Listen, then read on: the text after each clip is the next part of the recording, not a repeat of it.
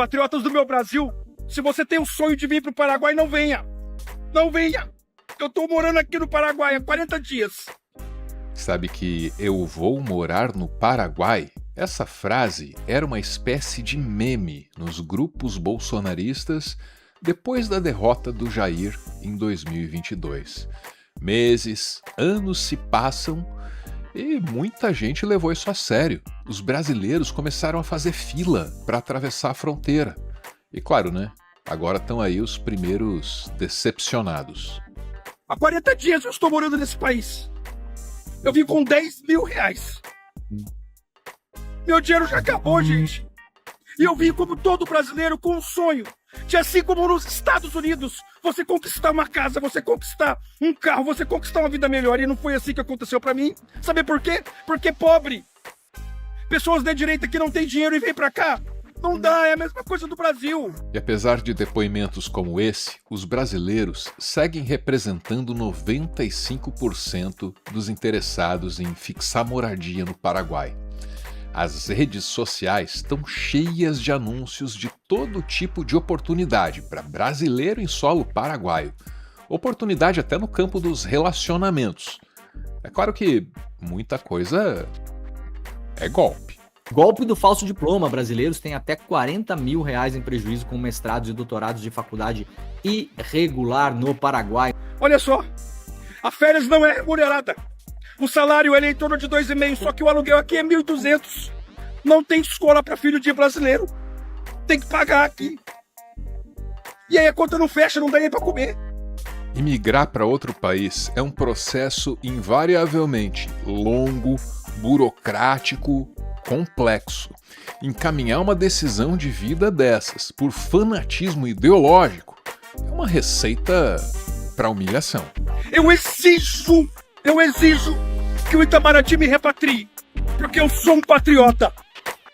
Eu sou um brasileiro. Eu exijo que vocês me repatriem. Flávio Bolsonaro, me ajude a voltar para o nosso país. Eu preciso votar em você.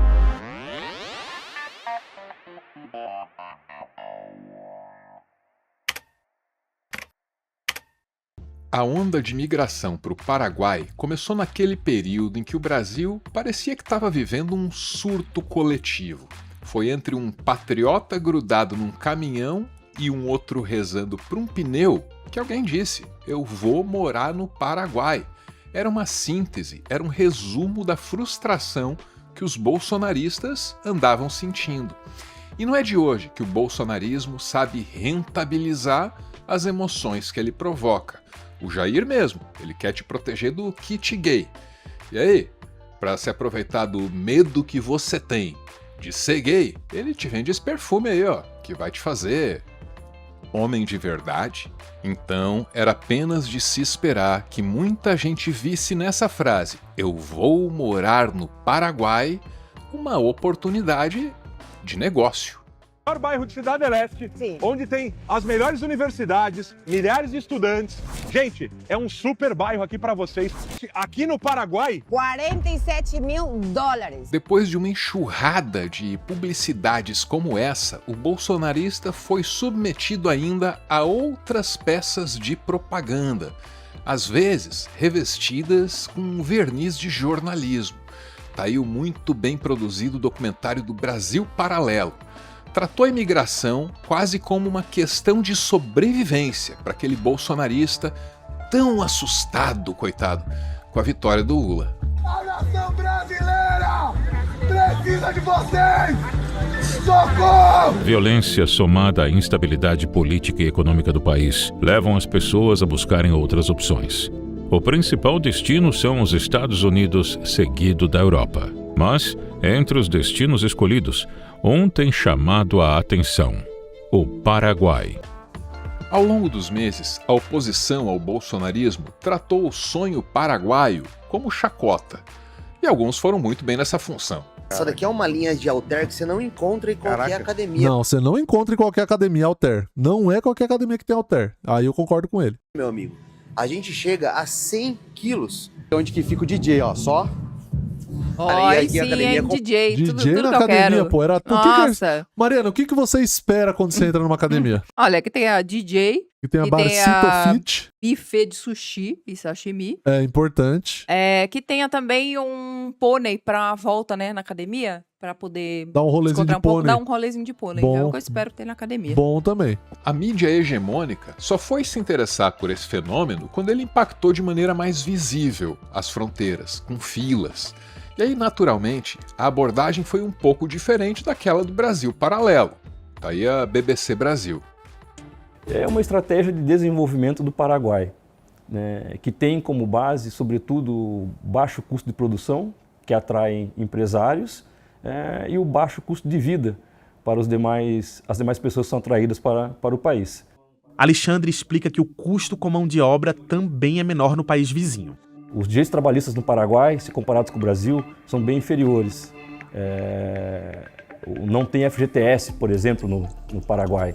Isso atrai empresários, sobretudo brasileiros, para o país. É preciso analisar com muita cautela o fato de tratar o Paraguai como um novo milagre econômico, né? Acho que não é por aí. E essa abordagem do economista da nossa Universidade Federal do Paraná, tão diferente da abordagem do Brasil Paralelo, até pelo bem da credibilidade aqui da universidade, né? Essa abordagem causou um certo choque em determinados setores da direita entusiasmados com o Paraguai.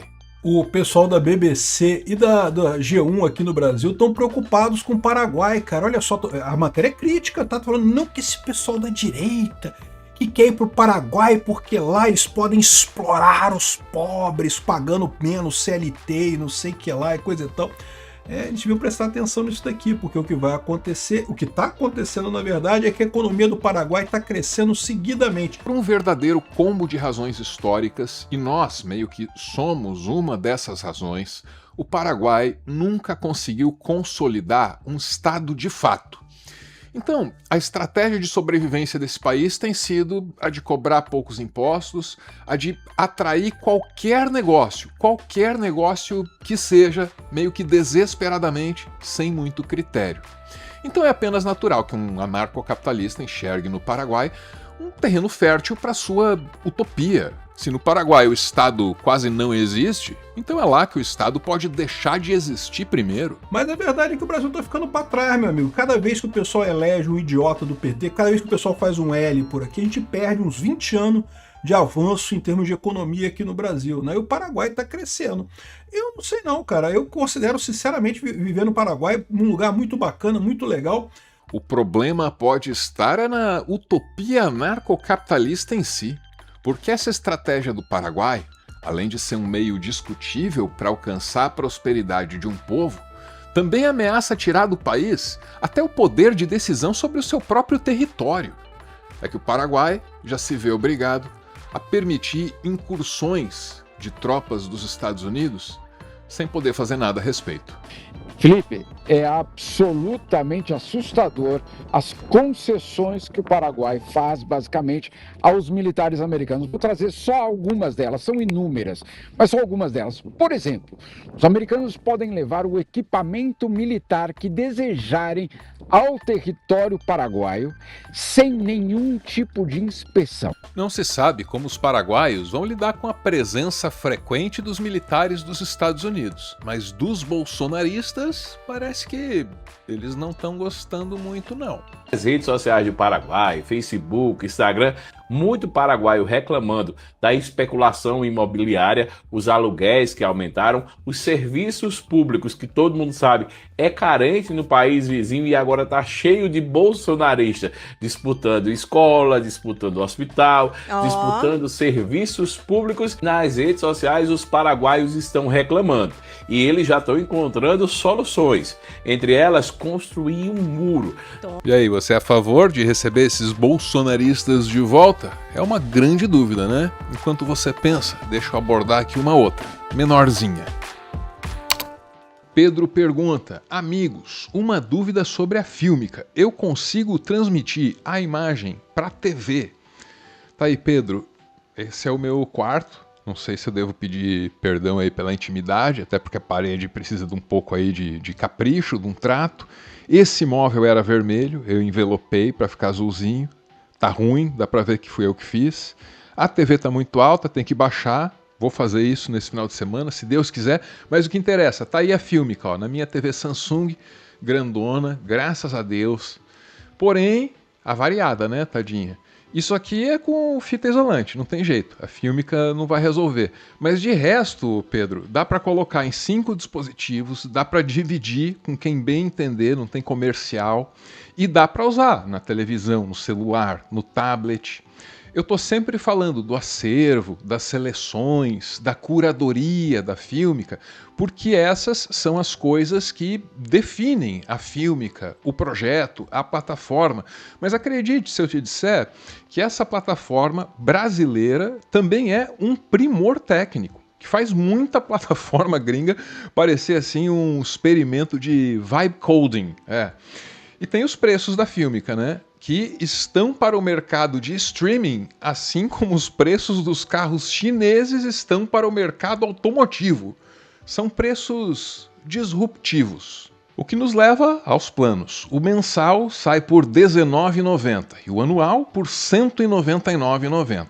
Só que com o cupom PIXARVRO você paga R$99,90 e ganha um desconto de R$100. Muito obrigado, Filmica. E agora, de volta ao nosso tema principal.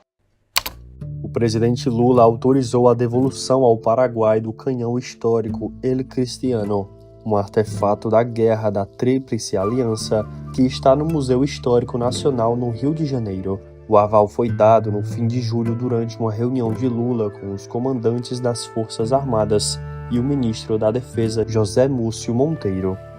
A peça é considerada um símbolo histórico para o Paraguai e a reivindicação pela devolução se arrasta há mais de 15 anos. No Brasil, ninguém tá nem aí pro canhão cristiano, mas no Paraguai, o noticiário estaria meio que hiperfocado nessa relíquia de 1867, um canhão feito com o bronze dos sinos das igrejas, isso no meio do esforço de guerra. Esse canhão foi tomado pelo Brasil como um troféu da vitória. Um troféu que o Paraguai sempre quis de volta, desde o final do conflito. Mas a gente não pode se esquecer que um belo dia o Paraguai resolveu invadir o Brasil. Invadiu o Corumbá, ao mesmo tempo invadiu o Uruguai, ao mesmo tempo invadiu a Argentina. E aquela guerra que parecia que era nada, durou 5 anos. É claro que essa fala teve consequências. O governo do Paraguai entregou uma carta de repúdio ao embaixador do Brasil em Assunção, José Antônio Marcondes, por conta das declarações do presidente Lula sobre a Guerra da Tríplice Aliança. Nessa carta, as autoridades paraguaias também pedem a devolução de canhões, troféus de guerra e registros históricos ligados a esse conflito que permanecem em território brasileiro. 3 semanas se passaram desde o repúdio paraguaio e agora o jornal O Globo noticia que o canhão será mesmo devolvido. A devolução intensifica todo um debate que anda revisando a história da Guerra do Paraguai. Será que foi mesmo uma potência estrangeira que fez 2 bons vizinhos se matarem numa guerra? Esse é o debate entre os historiadores, que olham para o passado.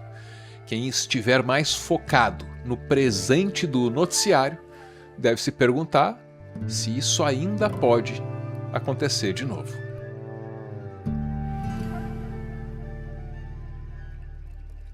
Ponto final em mais um textão e o espaço das considerações finais vai para o comentário do Heron. Ele escreve: tem esse pensamento, qualquer lugar que eu vá, se possível, deixo melhor do que eu encontrei. Parece desconexo do assunto Paraguai, mas nem tanto. O comentário do Heron foi deixado nesse outro vídeo, feito para os apoiadores do canal, sobre como a gente vive melhor quando a gente cuida com asseio, com capricho do ambiente ao redor. Sabe como? Cuidar da casa, fazer a faxina, a manutenção do lar, tudo isso parece banal, mas nos conduz a virtudes maiores. E aí o que isso tem a ver com o Paraguai, né? Aí vai uma anedota que ilustra bem uma crítica que os paraguaios às vezes nos fazem, né? Em 2008 fui para o Paraguai para comprar um Xbox 360. Destravado, né? Aí numa das galerias tinha um brasileiro fumando. O que já era esquisito, porque no Brasil o cigarro estava sendo abolido já àquelas alturas do ambiente fechado, já tinha sido abolido. E aí esse brasileiro, ele também jogou a bituca no chão. E na época o mau hábito do fumo estava muito forte em mim, mas porco assim eu nunca fui, né? Aí eu repreendi o cara e ele me disse meio triunfante que ali era o Paraguai e que ali ele podia fazer o que ele quisesse e tal. Olha, só uma anedota pessoal, mas acredite se eu te disser que existe uma certa leitura cultural de que o comportamento do brasileiro no Paraguai tende a ser esse. É muito importante que a gente não reforce esse estereótipo a respeito de nós mesmos. Então, quer sair do Brasil, quer se aventurar, quer saber que oportunidades existem ou não existem lá fora, vai, né? Mas vai com a consciência aí das suas motivações. Por que é que você está indo de verdade? Está indo buscar liberdade? Quer mais liberdade para quê? Vai usar essa liberdade como? Não me vai jogar a bituca no chão, que nem meu compatriota lá que me envergonhou, né? Não é só o PT que tem que fazer autocrítica, meus amigos. Todos nós precisamos avaliar com muito cuidado, com muita atenção, as nossas motivações, as nossas decisões. Especialmente na hora de cruzar uma fronteira com 10 mil reais no bolso, né? Tudo dito, bora ouvir. É o PS. E eu fico olhando, eu fico pensando, gente, que falta de liberdade é essa que esse povo tem? Que falta de oportunidade é essa que o povo tem, com o Brasil em pleno emprego? Que falta de alimentação é essa que o povo tem, que se você tiver precisando de alimentação, você pode ali ter os programas sociais do governo? Que falta de perspectiva é essa, né, do povo ao sair daqui? Então, fica claro que é uma manipulação, como sempre foi, da realidade, né? É um Brasil paralelo de verdade. Assim como o canhão, a relação da migração de brasileiros para o território paraguaio também tem raízes históricas, né? Existe até um termo para isso, né?